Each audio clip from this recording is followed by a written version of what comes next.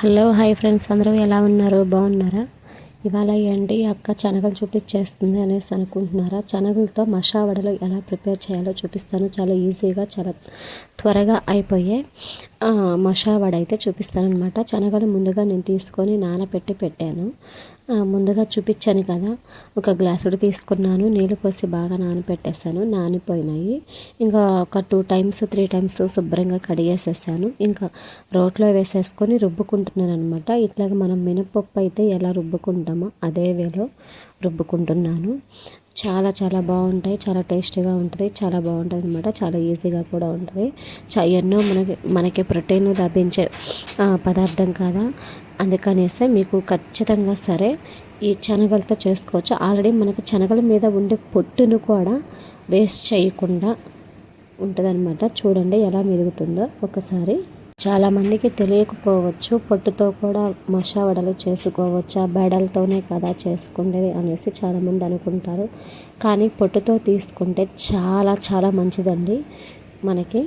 నా వీడియో కానీ first time చూస్తున్నట్లయితే లైక్ చేయండి, షేర్ చేసి సబ్స్క్రైబ్ చేసి బెల్ ఐకాన్ని క్లిక్ చేసి అలానే మీ ఫ్రెండ్స్కి, ఫ్యామిలీ మెంబర్స్కి, రిలేటివ్స్కి అందరికైతే షేర్ చేయండి. అలానే ఈ శనగలతో మషా వడలు చేసుకోవడం మాత్రం అస్సలు మర్చిపోవద్దు. చాలా చాలా టేస్టీగా ఉంటుంది. ఇంకా నా ఛానల్ మాత్రం ఖచ్చితంగా సబ్స్క్రైబ్ చేసుకోండి అనమాట. నేను ఇంకా చూడండి, అల్లం వెల్లుల్లి పేస్టు, పచ్చిమిరపకాయలు, కరివేపాకు, ఇంకా ఆనియన్స్ సన్నగా కట్ చేసి పెట్టుకొని అవి కూడా అందులోనే వేసేస్తున్నాను అనమాట. మళ్ళీ ఇంకొకటి కొత్తిమీర కూడా యాడ్ చేసుకుంటున్నాను, సన్నగా కట్ చేసుకుంటున్నాను కొత్తిమీరను కూడా. చాలామంది శనగల్ని గుగ్గుళ్ళు లాగా సలాడ్లో లేదా కూరల్లో కలిపి తీసుకుంటారు చాలామంది.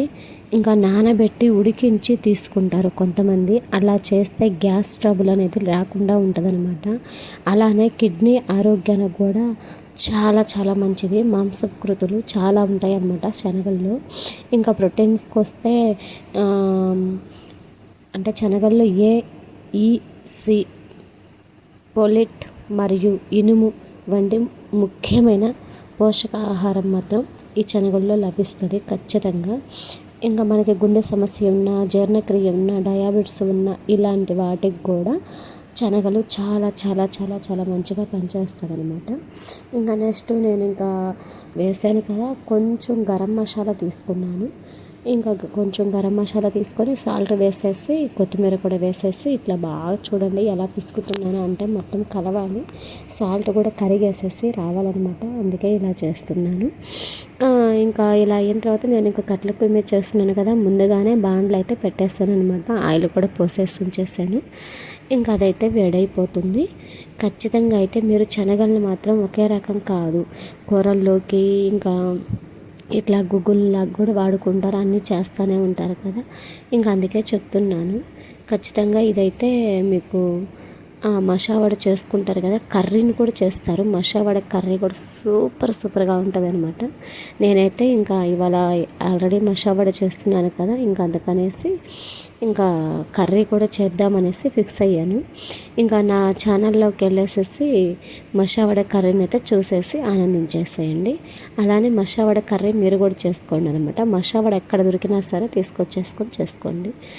చాలా చాలా టేస్టీగా ఉంటుంది. నేనైతే మషా వడ చేసిన ప్రతిసారి మషా వడ కర్రీ అయితే చేసుకుంటూ ఉంటాం ఇంట్లో.